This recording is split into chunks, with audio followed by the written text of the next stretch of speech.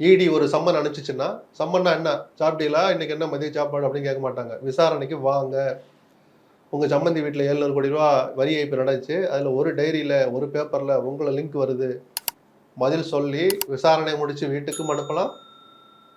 Summon அனுப்பி ஆஜராகாத செந்தில் பாலாஜியை ஓராண்டுக்கு மேலாக சிறை வைத்தது போல அதுல கொஞ்சமாவது உள்ள வைக்கணும்னு பிஜேபி நினைச்சால் செஞ்சு காட்டுற வல்லமே பிஜேபிக்கு உண்டு.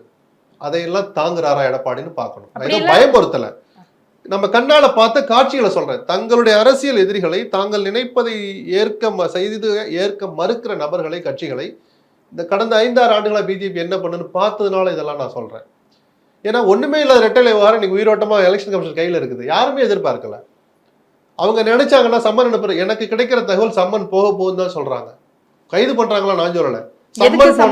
ரைடுடைய தொடர்ச்சியா சம்மன் அனுப்ப முடியும். அது நடந்தால், அது நடந்துச்சுன்னா பிஜேபி எடப்பாடிக்கு எதிராக காய் நகர்த்த ஆரம்பிச்சாங்கன்றது வெளிப்படையா நம்ம ஒத்துக்கலாம். ஆனா இதெல்லாம் பண்றதா இருந்தா 24 நாடாளுமன்ற தேர்தலுக்கு முன்பே பண்ணிருக்கலாமே. இல்ல நம்ம ஏன் அதெல்லாம் சொல்லி கொடுத்துட்டு இருக்கணும், அப்ப ஏன் வரலன்னு கேக்குற நமக்கு என்னதா, இந்த கட்சி நல்லா இருக்கணும், நீங்க ஜெயிக்கணும், நம்ம தொடர்ந்து சொல்ல பண்ணணும்னு அவங்க நினைச்சு இபிஎஸ் பயப்படுவாருன்னு நினைச்சா பண்ணிருக்கலாம்.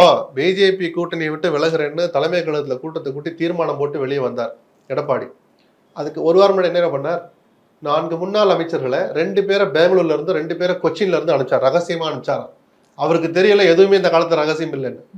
4 பேர் அனுப்பி என்ன சொன்னார், கூட்டணியை விட்டு நாங்க வெளியே வர்றோம் அப்படின்னு எச்சரிக்கை போகல. கூட்டணி தொடரணும்னு நினைச்சா அண்ணாமலையை கண்டிச்சு வைங்கன்னு சொன்னாங்க. ஜெயலலிதாவை, எம்ஜிஆரை, அண்ணாவை சீண்டிக்கிட்டே இருக்கிறார். இது அதிமுக தொண்டர்களுடைய உணர்வை புண்படுத்துது, கூட்டணி தொடருதுன்னா அது நல்லா இருக்காது அப்படின்னு சொல்லி அந்த கட்சியினுடைய தலைவரை பார்த்து சொல்றதுக்கு தான் போனாங்க. பார்த்து சொல்லிட்டும் வந்தாங்க, பிஜேபி கூட்டணி விட்டு விலகுவதற்கு அல்ல. ஒரு வாரமா காத்திருக்கிற, எந்த பதிலும் இல்லை, அண்ணாமலை கண்டிக்கவும் இல்லை. போன்ல கூப்பிட்டு கண்டிச்சிட்டோம்னா அதுக்கெல்லாம் அதிமுக தொண்டை மயங்க மாட்டான். வெளிப்படையா கண்டிச்சாதான் அவனுக்கு ஒரு சாட்டிஸ்பேக்ஷன் இருக்கும். ஆக அம்மாவை திட்டினாங்க, அவரை திட்டாங்க, கண்டிச்சுட்டாங்க அப்படின்னு ஒரு ஃபேஸ் சேவிங் இருக்கும் அதிமுகவுக்கு. அதுவும் இல்லாத போதுதான் நானே சொன்னேன், அப்ப எடப்பாடிக்கு வர வழியே இல்லை. ஆனா ஜெயலலிதா என்ன பண்ணிருப்பாங்க, அப்படியா எம்ஜிஆரை திட்டாரா, திட்டட்டும், நான் கூட்டணி தொடர தயார், இந்த பேச்சுவார்த்தை தொடர்பான எந்த விஷயத்துக்கும் அண்ணாமலை என் கண் முன்னால் வரக்கூடாதுன்னு சொல்லி சாதிச்சிருப்பார். அப்படி ஆர்டர் போட்டு கமாண்டிங் காட்டுற அளவுக்கு எடப்பாடி இல்லாம இருக்கலாம். அதுல பாதி ராஜேந்திர ரெட்டி அதை காமிச்சிருக்கணும். ஸோ அப்போ பிஜேபியும் அப்போ விட்டுட்டாங்க, எடப்பாடி உறுதியா இருந்தார்.